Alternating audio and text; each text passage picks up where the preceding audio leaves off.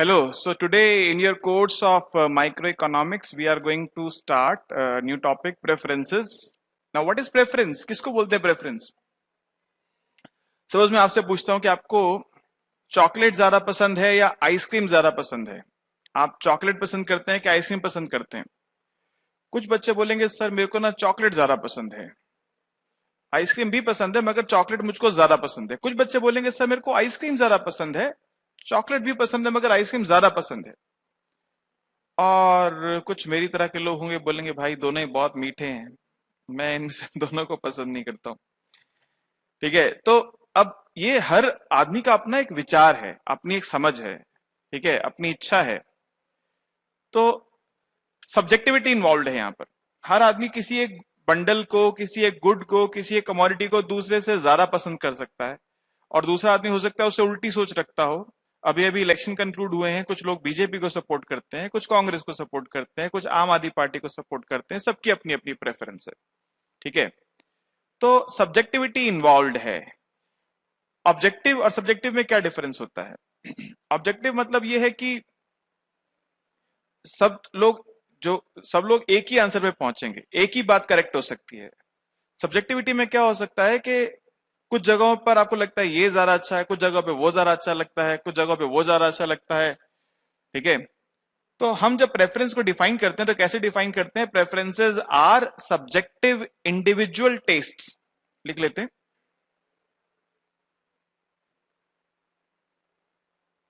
Preferences are subjective individual tastes. Subjective individual taste हैं preference. Subjectivity involve है, हर आदमी की चॉइस अलग हो सकती है, पसंद नापसंद अलग हो सकती है, यही मतलब है सब्जेक्टिविटी का। ठीक है, समझ के बात को? कुछ लोग जैसे आप कॉलेज में जब एडमिशन लेने आए तो हो सकता है कुछ लोग ऐसे हो जो सोच के आए इकोनॉमिक्स ऑनर्स ही पढ़ना है, इकोनॉमिक्स ऑनर्स ही पढ़ना है। कुछ को इकोनॉमिक्स ज्यादा पसंद है, कुछ ने मजबूरी में लिया होगा कि भाई कुछ नहीं मिल रहा तो यही ले लो, जी हाँ, जो लेने आए थे वो नहीं मिल रहा तो ये ले लो। कुछ लोगों ने भेड़े चाल में ले लिया, सब ले रहे हैं, मेरे बाकी सारे दोस्त ने इकोनॉमिक्स लिया तो मैं भी ले लेता हूँ, चलो हो सकता है अच्छा ही होगा। तो सब्जेक्टिविटी है, हर किसी की सोच अलग अलग है, हर किसी की इच्छा अलग अलग है। आपके कॉलेज में ही कम से कम 25-30 कोर्स चलते हैं, हर कोर्स में बच्चे पढ़ते हैं। ठीक है, सबने कुछ सोच समझ के फैसला लिया और उस कोर्स में एडमिशन लिया। सब्जेक्टिविटी है, किसी को वो पसंद है, किसी को ये पसंद है, किसी को कुछ और पसंद है। ये मतलब है सब्जेक्टिविटी का। अब ये जो हमारी प्रेफरेंस है इसको हम क्लासिफाई कर सकते हैं, लिख लीजिए, types of preferences. Types of preferences. Preferences कितनी तरह की हो सकती हैं? पहली हो सकती है बेटे indifference.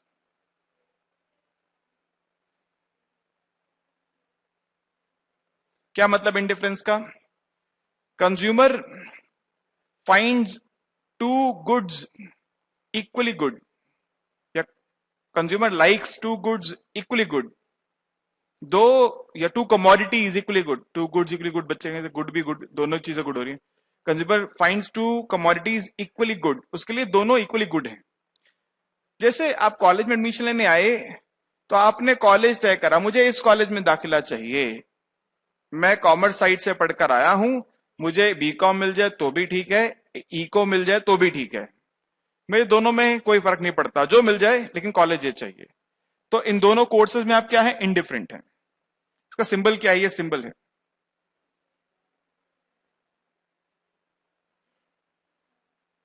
The symbol of indifference.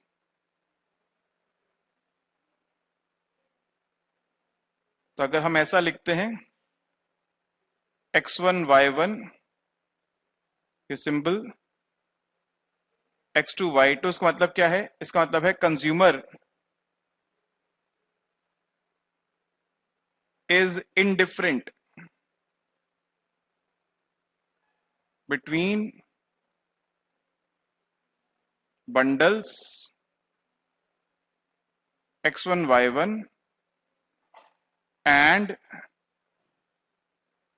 x2 y2। Consumer in दोनों बंडल्स के बीच में इंडिफरेंट है, x1 y1 और x2 y2 के बीच में कंज्यूमर क्या है? इंडिफरेंट है, उसको कोई फर्क नहीं पड़ता, x1 y1 मिल जाए तो भी ठीक है, x2 y2 मिल जाए तो भी ठीक है, दोनों में इंडिफरेंट है वो।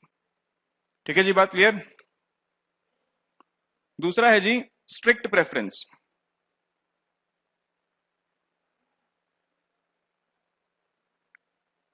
Strict strict preference. कुछ लोग डिटरमाइंड थे इकोनॉमिक्स ही पढ़नी है, कुछ हो जाए इकोनॉमिक्स ही पढ़नी है, इकोनॉमिक्स ऑनर्स ही पढ़ना है मुझको, हर कोर्स से मुझको ज्यादा पसंद है इकोनॉमिक्स ऑनर्स। तो ये स्ट्रिक्ट प्रेफरेंस है, ये सिंबल है स्ट्रिक्ट प्रेफरेंस का। ये ग्रेटर देन साइन नहीं है, थोड़ा उससे अलग है, थोड़ा क्लियरली बनाने की कोशिश करता हूं। देखिए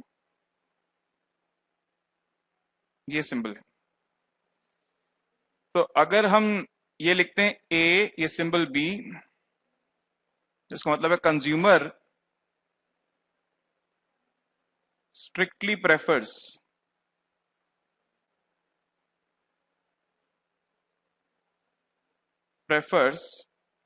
बंडल ए ओवर। जब भी आप उससे बोलोगे ए बी में से कौन ज्यादा पसंद है, बोलेगा ए पसंद है। ठीक है। तीसरा है weak preference.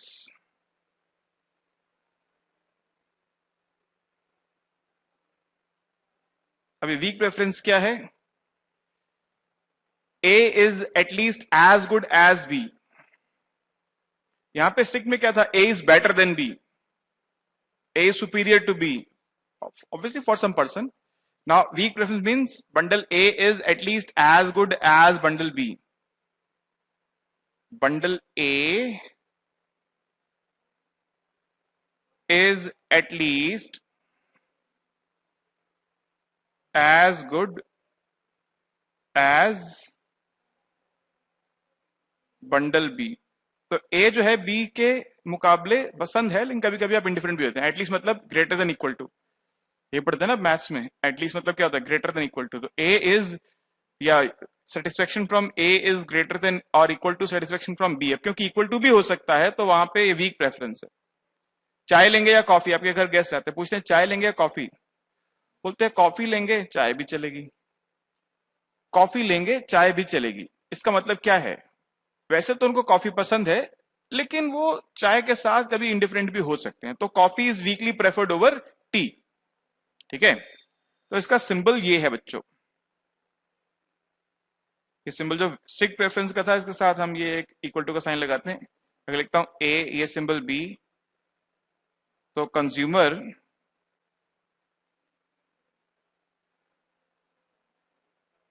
Weekly prefers bundle ए ओवर बंडल बी। कंज्यूमर जो है बंडल ए को बंडल बी से थोड़ा सा ज्यादा पसंद करता है। समझ गए जी? बात क्लियर है। फिर तीन तरह की प्रेफरेंस हमारे सामने आएंगी, अब ध्यान रखिएगा इन तीनों का क्या मतलब है। इसके बाद एक और टॉपिक है हमारे पास जिसको बोलते हैं क्या, हम अब यहाँ पे कुछ अजम्पशंस लेते हैं। जैसे हमेशा हम जब भी थ्योरी बिल्ड करते हैं इकोनॉमिक्स में, पहले अजम्पशंस लेते हैं। तो हम यहाँ ले रहे हैं assumptions about preferences.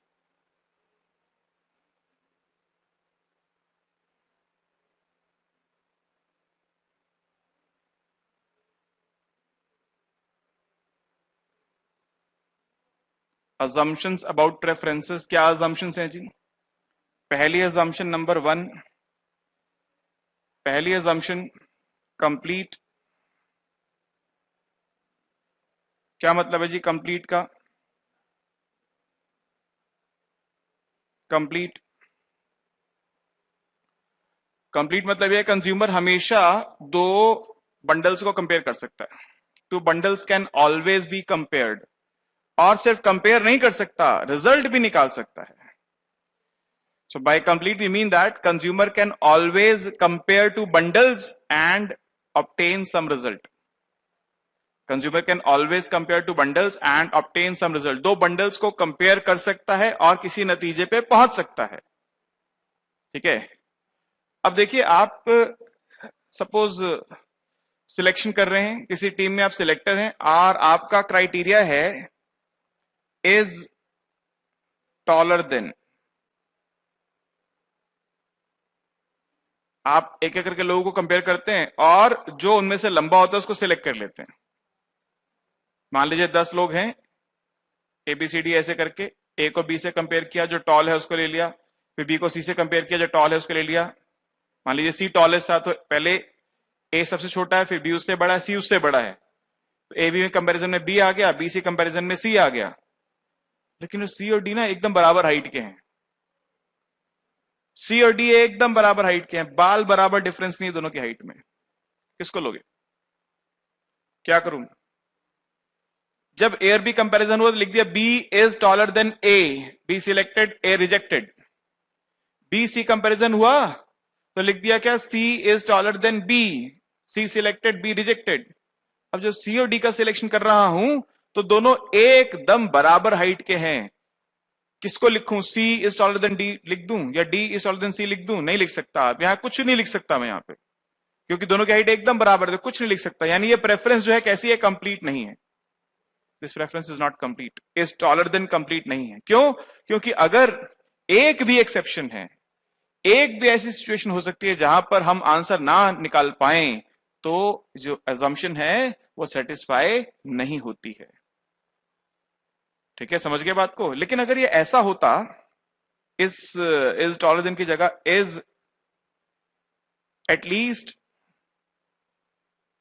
As tall as, at least में इक्वलिटी भी आ जाती है बच्चों, तो मैं लिख सकता था C is at least as tall as D, ऐसा लिख सकता था मैं। ठीक है, तो मैं लिख सकता था C is at least as tall as D, या ये भी लिख सकता था D is at least as tall as C. मैं आंसर लिख सकता था यहां पर, कंक्लूजन पे पहुंच सकता था यहां पर, तो ये कंप्लीट है। सेकंड जो मैंने लिखी है प्रेफरेंस, ये कंप्लीट है, लेकिन जो फर्स्ट लिखी है वो कंप्लीट नहीं है, इनकम्प्लीट है। इनकम्प्लीट इन द सेंस कि मैं वहां पे आंसर ही निकाल सकता। बच्चे कहेंगे अगर ऐसा हो ही ना, कोई इक्वल आए ही ना, तो हमारा क्वेश्चन ये नहीं इक्वल आए ही ना, हमारा क्वेश्चन है कि आपको ढूंढना है, ढूंढना है आपको, क्या ऐसी सिचुएशन हो सकती है जहां आंसर ना निकले इसका। अगर एक भी सिचुएशन आप ढूंढ सकते, आपको डेटा नहीं मिलेगा कोई भी, समझो, डेटा कोई नहीं मिलेगा आपको, सैंपलिंग नहीं पढ़ रहे यहाँ पे, स्टैट्स नहीं पढ़ रहे हम लोग, हमको तो एक्सेप्शन ढूंढनी है। Can there be any exception? क्या कोई एक्सेप्शन हो सकती है? कोई ऐसी सिचुएशन हो सकती है जहां पर ये सिचुएशन होल्ड ना करती हो, जहां पर ये रिजल्ट हम ना निकाल सकते हो? अगर एक भी है, अगर एक भी है, तो अजम्पशन सेटिस्फाई नहीं होती। इस टॉपिक, इस पूरे चैप्टर में से एग्जाम में अगर क्वेश्चन आएगा तो सिर्फ अजम्पशंस का ही आएगा और कोई नहीं आएगा। बाकी इसके बाद वो इंडिफरेंस कर्व है, वो सब आप पीछे से पढ़कर आ रहे हैं, बेसिक इकोनॉमिक्स स्कूल लेवल से पढ़ते आते हैं, क्या होती है इंडिफरेंस कर्व वगैरह सब कुछ। ये नया टॉपिक है, अगर क्वेश्चन आया तो यहीं से आएगा। और हमको यहाँ पे ढूंढना क्या है? 3 अजम्पशन है, अभी पहली बताइए, 2 और बताने वाला हूं। हमको ढूंढना क्या है? हमको ढूंढना ये है क्या क्या कोई एक्सेप्शन हो सकती है। ठीक है, फर्स्ट केस जो लिखा is taller then, is faster than, is bigger than, तो ये जो स्ट्रिक्ट प्रेफरेंस है ना, स्ट्रिक्ट, जनरली वो क्या होती है? कंप्लीट नहीं होती, उनमें एक्सेप्शन आ जाती है। इक्वलिटी के केस में एक्सेप्शन आ जाती है। उसने बोला इज फास्टर देन, तो इज फास्टर देन में क्या होगा? अगर 2 लोगों की रेस लगवाई और भाई साहब दोनों एकदम डॉट एक ही टाइम पर पहुंचे, चले जाओ, वो क्या होता है, माइक्रो सेकंड, नैनो सेकंड सब मिला लो, देख रहे हो भैया एक बराबर टाइम पर आए हैं, गोल्ड मेडल एक है, किसको दोगे? किसको दोगे गोल्ड मेडल? एक ही तो बनाया था। अब 2 लोग फर्स्ट आए और एकदम बराबर टाइम पे आए, आधा आधा काट के दे दोगे क्या? क्या करोगे? फैसला नहीं कर सकते यहां पर। ये प्रेफरेंस कैसी है? कंप्लीट नहीं है। अब ये सवाल मुझसे मत पूछना, उस केस में एक गोल्ड मेडल है, 2 लोग बराबर आ गए तो क्या करेंगे, वो जाने हैं। ठीक है। लेकिन is as at least as tall as, तो यहां पर हम ये अजम्पशन लेकर चलते हैं, मान के चलते हैं इक्वलिटी भी हो सकती है, इक्वलिटी भी हो सकती है। तो अगर दोनों बराबर हैं, एकदम बराबर टाइम पे दोनों जो है वो क्लिक करते हैं, तो A is at least as fast as B, ऐसे कहा जा सकता है। तो जो स्ट्रिक्ट प्रेफरेंस है जनरली वो क्या होती हैं? कंप्लीट नहीं होती हैं, और जो वीक प्रेफरेंस है जनरली वो कंप्लीट होती हैं। ये बात ध्यान रखिएगा। ठीक है, एक और बात मैं बोल देता हूं, जैसे एक और एग्जांपल ले लेते हैं। जैसे वो बोल रहा है कि इज स्वीटेस्ट एंड कोल्डेस्ट। एक बच्चा गया दुकानदार के पास और जाके बोलता है कि भैया मेरे को ना कोल्ड ड्रिंक दे दो, कोल्ड ड्रिंक। और कौन सी कोल्ड ड्रिंक दे दो मेरे को ऐसी कोल्ड ड्रिंक देना जो सबसे मीठी हो और सबसे ठंडी हो। बहुत गर्मी है और कुछ मीठा खाने का मन कर रहा है, तो सबसे मीठी वाली चाहिए और सबसे ठंडी वाली चाहिए। अब दुकानदार जब फ्रिज के पास जाता है अपने, तो देखता है जो मीठी है वो ठंडी नहीं है और जो ठंडी है वो मीठी नहीं है, कौन सी लेकर आएगा? कौन सी कोल्ड ड्रिंक लाके उस बच्चे को देगा? बच्चा बोल रहा है या तो सबसे मीठी और सबसे ठंडी चाहिए, ठीक है, और वो छोटा किड नहीं है, ठीक है, बहुत मतलब आपकी उम्र का बच्चा है, मान लेते हैं 19-20 साल का बच्चा है, आपकी उम्र का है।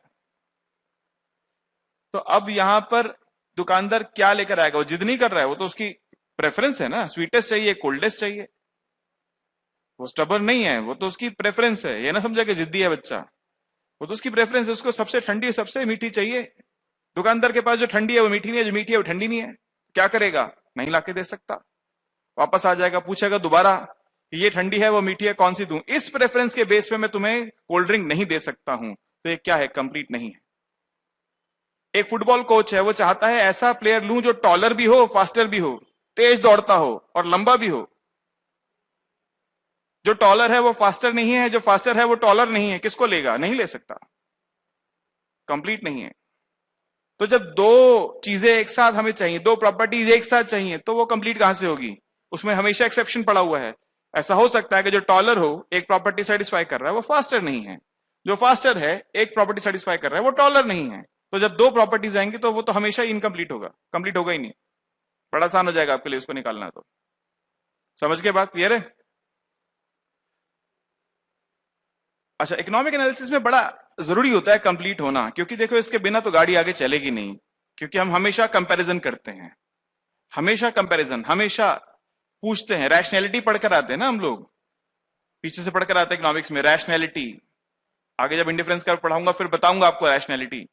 हम रैशनल लोग हैं, समझदार लोग हैं, हम हमेशा सोच समझ के फैसला करते हैं, कंपैरिजन करके फैसला करते हैं। इकोनॉमिक्स में तो यही पढ़ाया जाता है, कंपैरिजन करना है, जिसमें ज्यादा सेटिस्फेक्शन मिले वो लेना है। तो कंपैरिजन तो इनएविटेबल है, तो ये प्रॉपर्टी का सेटिस्फाई होना इनएविटेबल है, इसको जरूर सेटिस्फाई करना पड़ेगा, तभी हम आगे जा पाएंगे, वरना आगे नहीं जा पाएंगे। दूसरी प्रॉपर्टी है बच्चों जिसका नाम है रिफ्लेक्सिव। रिफ्लेक्सिव मतलब is at least as good as itself.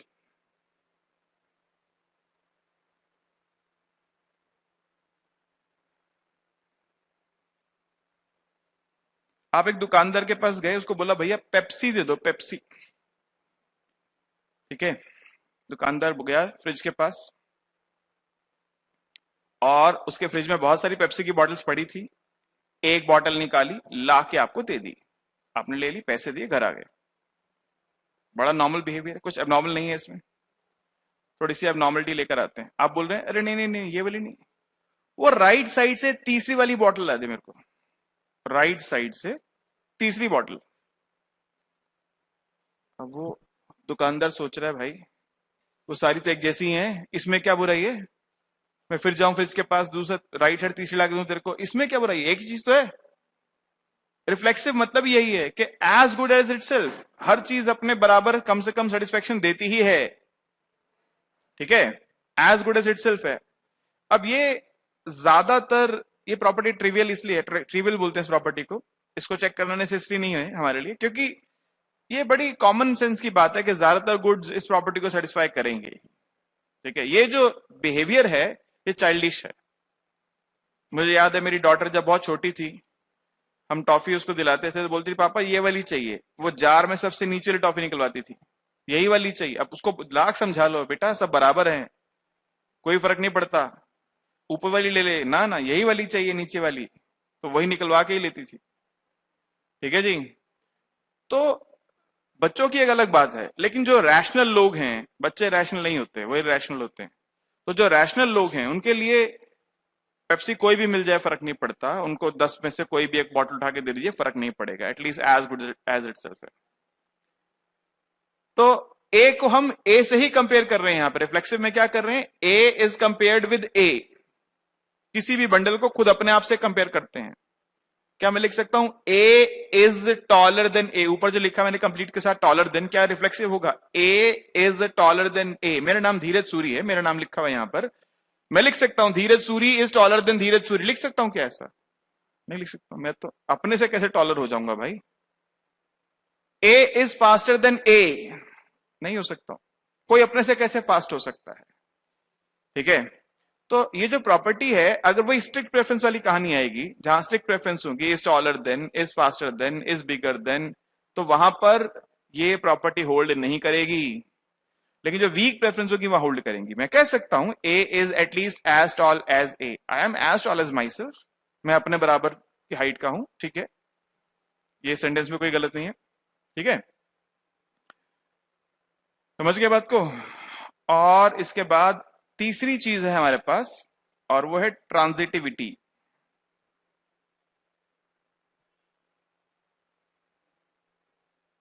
क्या मतलब है जी ट्रांजिटिविटी का? आप कहते हैं कि if A is strictly preferred over B and B is strictly preferred over C, ये दो बातें मुझको गिवन है। ये दो बातें गिवन है कि ए बी से स्ट्रिक्टली प्रेफर्ड है और बी सी से स्ट्रिक्टली प्रेफर्ड है। A is strictly preferred over B and B is strictly preferred over C, then A should be strictly preferred over C. अगर A B से पसंद है, B C से पसंद है, तो A C से पसंद होना चाहिए। अगर ऐसा है तो ट्रांजिटिविटी होल्ड कर रही है। अब ये प्रेफरेंस स्ट्रिक्ट भी हो सकती है बच्चों, वीक भी हो सकती है। वीक होने में कोई डिफरेंस है, इंडिफरेंस भी हो सकता है। If A is indifferent with B and B is indifferent with C, then if A is indifferent with C, then transitivity holds. अगर ऐसा होगा तो ट्रांजिटिविटी होल्ड करेगी, वरना होल्ड नहीं करेगी। ये शुरुआत के जो दो स्टेटमेंट है ये हमको गिवन मिलेंगे, इनके ऊपर क्वेश्चन मार्क नहीं है, ये होल्ड करते ही हैं ऐसा हम मानते हैं। इन दो के होल्ड करने पर के बाद वाला जो तीसरा स्टेटमेंट जो मैंने लिखा है लास्ट में, क्या ये होल्ड करता है? अगर हां वो होल्ड करता है तो ट्रांजिटिविटी है, और अगर बाद वाला होल्ड नहीं करता तो ट्रांजिटिविटी नहीं है। फर्स्ट टू स्टेटमेंट्स के बेसिस पे थर्ड स्टेटमेंट को मुझे चेक करना है कि अगर फर्स्ट टू होल्ड करते हैं, ये मान के चल रहा हूं, अब थर्ड वाला होल्ड करता है तो ट्रांजिटिविटी है, नहीं तो ट्रांजिटिविटी नहीं है। ठीक है, A is faster than B, B is faster than C, then certainly A is faster than C। अब स्ट्रिक्ट प्रेफरेंस में ट्रांजिटिविटी हो सकती है। बच्चे सोच रहे होंगे स्ट्रिक्ट तो एकदम बेकार होगी, नहीं, अब ट्रांजिटिविटी होल्ड कर रही है। A is bigger than B, B is bigger than C, then A is bigger than C। ठीक है, तो ये कुछ हमारे सामने अजम्पशंस हैं, जिन अजम्पशंस को हमको टेस्ट करने को वो बोल सकता है। अभी क्वेश्चंस दिखाऊंगा आपको कैसे करेगा, वो टेस्ट कैसे करने को बोलेगा आपको। इसके बारे में थ्योरी में भी क्वेश्चन पूछ सकता है आपसे, और इसके बारे में आपको वो क्वेश्चन करने को भी बोल सकता है। राइट, अब देखिए कुछ आपकी जो बुकलेट है उसमें से कुछ क्वेश्चंस आपको दिखाते हैं, कुछ क्वेश्चन सॉल्व करते हैं। आइए देखें जरा। फर्स्ट क्वेश्चन क्या कह रहा है? Mister Smith likes cashews better than almonds and likes almonds better than walnuts. नीचे देखो मैंने आंसर लिखा हुआ है, C is preferred over A and A is preferred over W. यही कहा क्वेश्चन ने, cashew preferred better than almonds. Mister Smith को लगता है कि कैश्यूज जो हैं आलमंड से बेटर हैं, आलमंड जो हैं वो वॉलनट से बेटर हैं। He likes pecans equally well as macadamia. तो पी और एम के बीच में हमने इंडिफरेंस लगा दिया, नीचे आंसर में लिख दिया मैंने, बस ये क्योंकि बहुत आसान क्वेश्चन में वहां पे वापस नहीं जा रहा, यहीं पे बता रहा हूं आपको। पी और एम में क्या लगा दिया? इंडिफरेंस लगा दिया। And prefers macadamia nuts to almonds, तो एम के आगे हमने M is strictly preferred over ये लगा दिया। Assuming his preferences are transitive which does he prefer. Preference transitive कौन ज्यादा पसंद करेगा? देखो पी और एम बराबर है, एम ए से पसंद है, ए डब्ल्यू से पसंद है, तो पी और एम दोनों डब्ल्यू से पसंद होंगे। P is preferred over W, M is preferred over W. लेकिन सी और एम के बारे में क्या विचार है, सी और पी के बारे में क्या विचार है, हमको नहीं पता। आपको पी और एम दोनों बराबर लगते हैं, दोनों ए से ज्यादा पसंद है, सी ए से ज्यादा पसंद है, ये ठीक है। लेकिन पी और एम बराबर है, सी अलग है, उनका आपस में क्या रिलेशन है मुझको नहीं पता है। तो एम और सी के बारे में मेरे को सफिशिएंट इंफॉर्मेशन नहीं है, मैं नहीं बता सकता कि एम और सी में से कौन ज्यादा पसंद है। वही बात पी और सी के लिए भी है, क्योंकि एम और पी तो बराबर है। ठीक है जी, समझ गए? अच्छा, अब सेकंड क्वेश्चन कह रहा है suppose the chief selector of a football team says that given two players A and B he would weakly prefer a richer player, check if his preference are reflexive. बिल्कुल हाँ जी, reflexive है, क्योंकि देखो हर कोई अपने बराबर रिच तो है ही, अपने बराबर रिच हर कोई होता है, तो A is at least as rich as A, B is at least as rich as A, दोनों इस प्रॉपर्टी को होल्ड करते हैं, रिफ्लेक्सिव है। ट्रांजिटिव है, if A is at least as rich as B, अगर A is weakly preferred over B and B is weakly preferred over C, then सीधी सी बात है A should be weakly preferred over C। तो ये transitivity को भी hold करता है जी।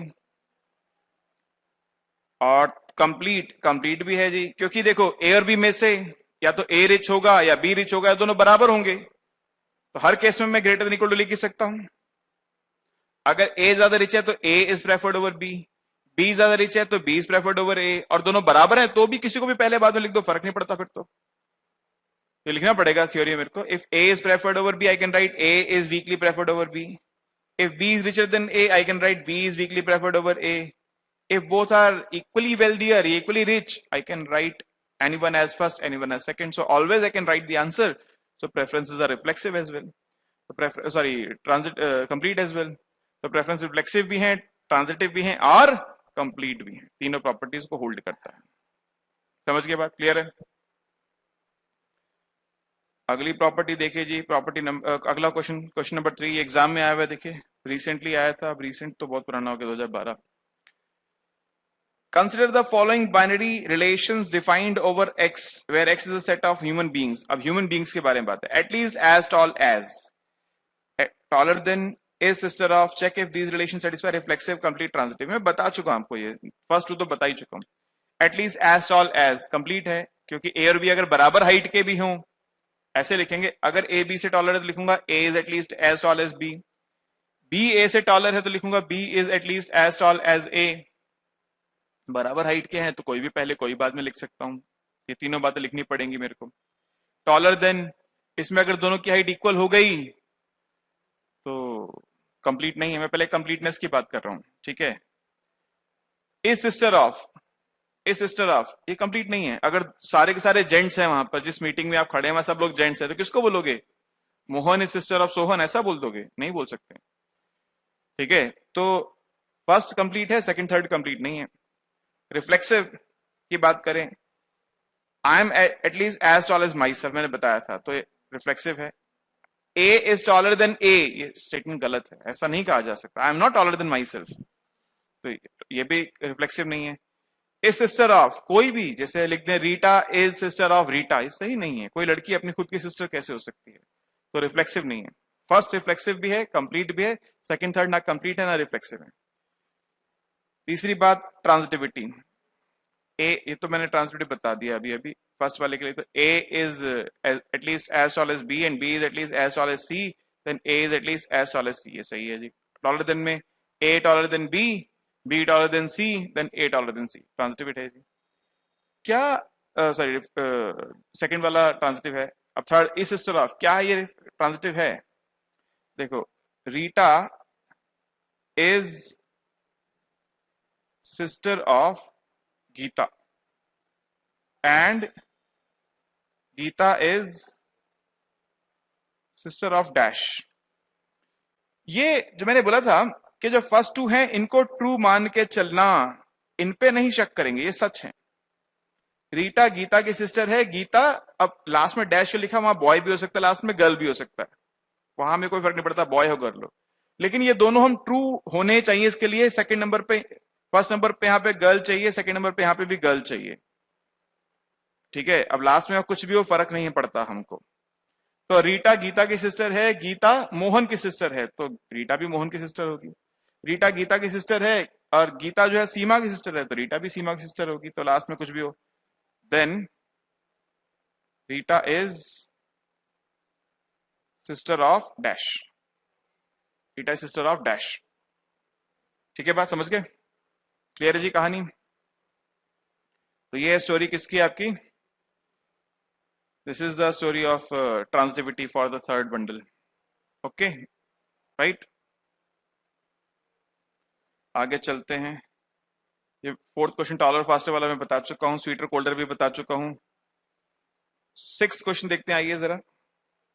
Vishnu likes strong coffee, the stronger the better, but he can't distinguish differences smaller than 1 teaspoon पर 6 cup pot. यानी अगर 1/6 टीस्पून का डिफरेंस होगा तो पता नहीं लगा पाएगा। एक चम्मच डालोगे, 1/6 कितना 0.16 होता है ना, 0.1666 होता है 1/6। तो आप एक चम्मच डालो चाहे 1.1 डालो, उसको बराबर लगेगा। 1.16 तक उसको बराबर लगेगा, उसके बाद उसको फर्क पता चलेगा इसमें ज्यादा है, ज्यादा वाला उसको पसंद है, ज्यादा कॉफी पसंद है। लेकिन 0.16 का डिफरेंस अगर दो में होगा तो उतना डिफरेंस तक वो पता लगा नहीं पाएगा कौन ज्यादा पसंद है। ठीक है, तो ए में 14 है, बी में 14.75 है, सी में 15.5 है। सर्टेनली सी में सबसे ज्यादा है। तीनों में डिफरेंस जो है वो 0.16 से ज्यादा डिफरेंस है। 14.16 से पता लगा नहीं सकता, 14.75 है। 14.75 में 0.16 ऐड करूंगा तो 0.91 के करीब आएगा। तो 14.91 तो पता नहीं लगा सकता, उसमें तो 15.5 है। तो एयर भी इंडिफरेंट है, गलत है जी, क्योंकि बी उसको ज्यादा पसंद है। बी सी से पसंद है, गलत है जी, क्योंकि सी ज्यादा पसंद है। सी ए से पसंद है, सही है जी, सी उसको ए से ज्यादा पसंद है। समझ गए, इतनी बात क्लियर है? राइट, आसान क्वेश्चन है ये, लेकिन किसी एग्जाम में आया हुआ, इंटरनल का क्वेश्चन है, किसी कॉलेज के इंटरनल में आया था क्वेश्चन ये वाला। और ये जो क्वेश्चन नंबर 7 है, ये आपकी वर्कबुक का क्वेश्चन है जी, वर्कबुक क्वेश्चन है। पढ़िए, एक बार मैं करवाता हूं आपको, एक बार पढ़ लीजिए। देखिए क्या कह रहे हैं 7th क्वेश्चन में, a basketball coach likes his player to be big, fast and obedient. उसको ऐसा प्लेयर चाहिए जो बिग हो, थोड़ा सा बड़े साइज का हो, फास्ट हो और ओबीडियंट हो, कहना मानता हो। ये ना कोच के पढ़ के पेल दे अच्छे से, गुस्सा आ जाए उठा के पटक दे उसको, बहुत डांटता है तुम्हारे को। अच्छा जी, बिग चाहिए, फास्ट चाहिए, ओबीडियंट चाहिए। A player is better than B in two of if player A is better than player B in two of these three characteristics, then the coach prefers A to B। जिसके पास इन तीन में से दो ज्यादा better properties होंगी उसको पसंद कर लेगा कोच। ठीक है जी, तो बताओ अब क्या होगा यहाँ पर। P के पास 340 पाउंड्स है, runs very slowly, fairly obedient. Q के पास 240 पाउंड्स का वेट है, runs very fast, is very disobedient. R के पास 150 पाउंड्स का वेट है, एवरेज स्पीड से भागता है, लेकिन एक्सट्रीमली ओबीडियंट है। अच्छा, अब पी और क्यू कंपैरिजन करना है। पी बिग है क्यू से और क्यू से ज्यादा ओबीडियंट है, तो does coach prefer P to Q? Yes, वो पी को ज्यादा पसंद करता है जी।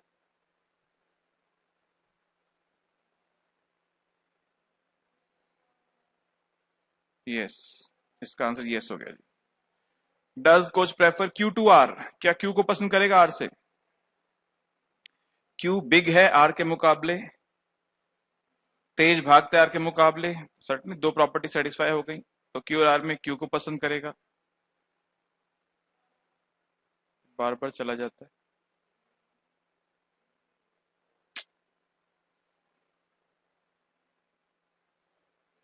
इस पे लिखना बड़ा मुश्किल है। बिल्कुल जी, इसको पसंद करेगा। ठीक है, और पी और आर की अगर बात करें तो पी बिग है आर से,